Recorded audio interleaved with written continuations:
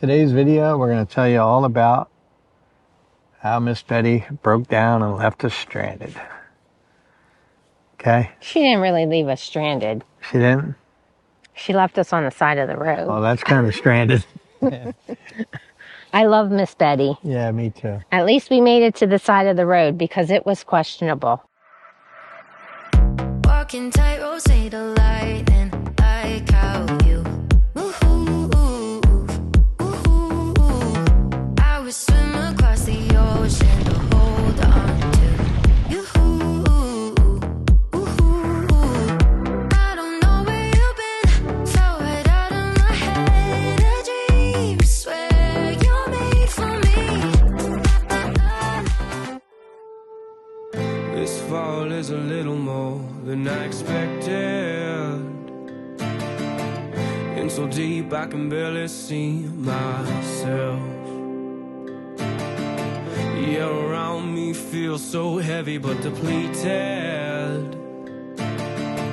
But I find this the place to test myself. 'Cause it's here where I lay in my blanket of despair, where I'm weak but I'm strong and black smoke fills the air, where I'm burned and broken, battered, bruised, I'm blind but I'm seeing. I'm lost and found and almost drowned. I'm so far from believing. Whoa, I'm bleeding but I'm breathing.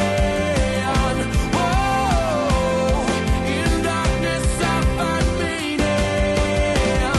Whoa, I'm broken but I'm healing.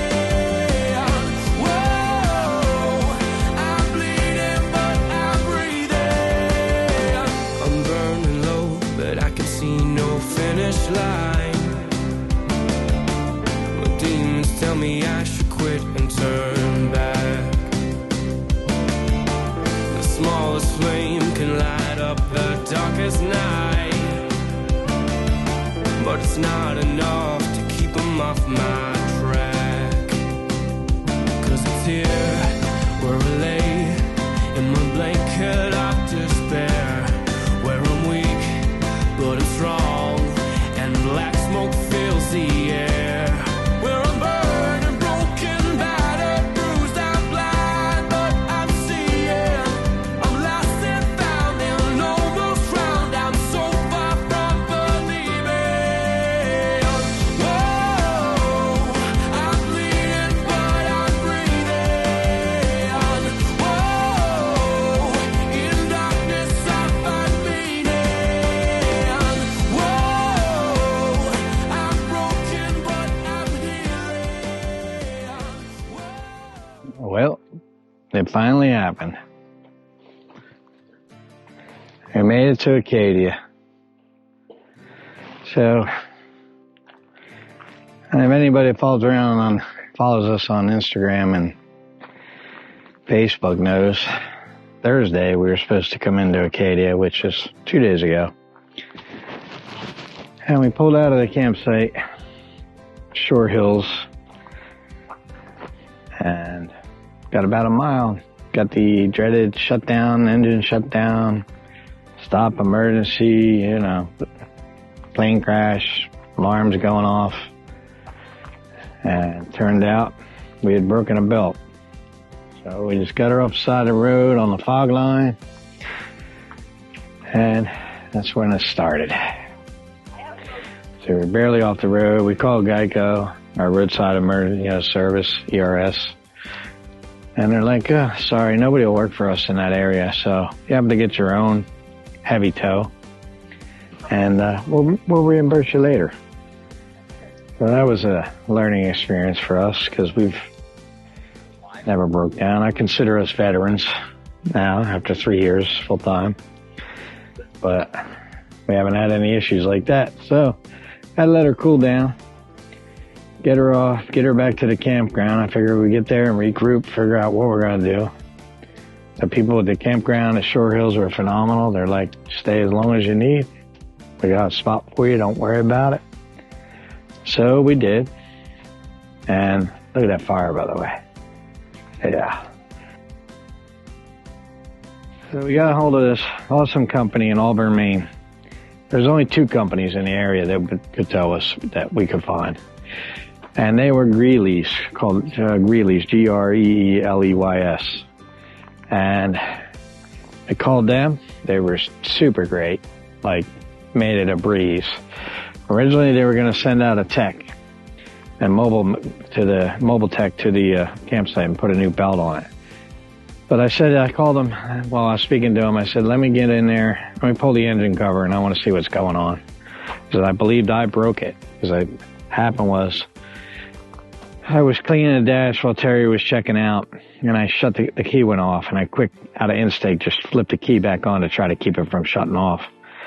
And it started making a noise. I had the rear camera on, and I could hear the belt and the fan, but I didn't know at the time what it was. I'm like, that sounds weird. Let me recycle it. So I shut it off, let it recycle, started it up. I didn't hear nothing. And then I pulled out, and as soon as I get on the road, it's a 2-lane road, no shoulder. She started setting off alarms. At first, I thought it was I got the shutdown, the dreaded red shutdown, emergency light and check engine light. And originally, I thought it was a DEF failure. And then I looked at the gauge and saw the heat temperature. I said, oh, no, we're in trouble. There's no place to go. So anyway, we got a hold of Greeley's. They were going to send out the tech. I pulled the engine cover. When I went down in there, I could see immediately the AC compressor for the front air dash. I could see where the belt had melted on the side of the pulley. So I reached down there and I spun the tensioner pulleys. Everything seemed fine. The alternator pulley was fine. No noises. And I reached down and grabbed the AC compressor, and that thing was locked up. The pulley was literally couldn't budge it. So I quick called back because this is like 3 o'clock on a Thursday. Now, by the time we got back to the campground, we were on the side of the road probably for 4 hours between letting it cool down and limping it back. So I called him, and he's like, oh, man, let me go. I got to get your compressor. So those guys got the parts in. They said, we'll send a tow out to you in the morning. We can do it tonight. They're open 24 hours. I said, no, let's do it in the morning if that works for you guys. So I said, all right, we'll meet you 8:30 Friday morning at the campground. So right on the button, driver showed up. Name was Josh, great guy. Told him, I said, look, it's my home. Never been towed. Please be careful with her. I just spent a lot of money on it, having front painted and stuff. And he said, nope. He said, I'll treat these like they're my own, so don't worry about a thing. So Josh got her over there. Piece of cake. It was about, I want to say 34 mile tow. And did a fantastic job through some pretty rough roads, rough and crazy and winding. And so we got it over there, and then I went in and saw Brent, the guy I had spoken to on the phone. He said, parts are coming. We got techs on standby. We'll get you right in. We'll get you done. 15 minutes later, probably, a little mechanic came out named Jake. Guy's young enough to be one of my kids, and little guy. And Jake he said, back her on over here, sir, and he went to work. It took him probably less than 10 minutes to get the old compressor out, which is ridiculous because it's under there.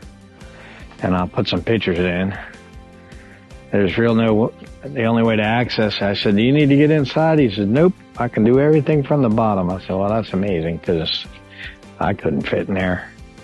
But he popped that thing out in about 10 minutes, went in, changed the fittings over, put the fittings on the new one, threw her back in. He did have to remove the air cleaner to get up in there, which is fine. And put some new O-rings up there, took care of me, did a fantastic job. And they evac the system, of course, beforehand. And then they checked her for leaks, passed the leak test. And the hardest part is getting the belt on. So it took them a little bit for the belt. But I would say all in all, we pulled in there I want to say we were in there by 10:30-ish, maybe 11. And we were out the door. I want to say we got out the door about 2 o'clock after we paid the bill and everything.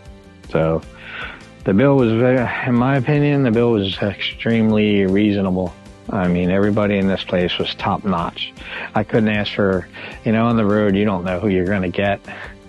You could get Joe Schmo, who takes you over and gives it to you, or you can get a real professional company, and that's what we got here. We got a professional company. We were lucky that way.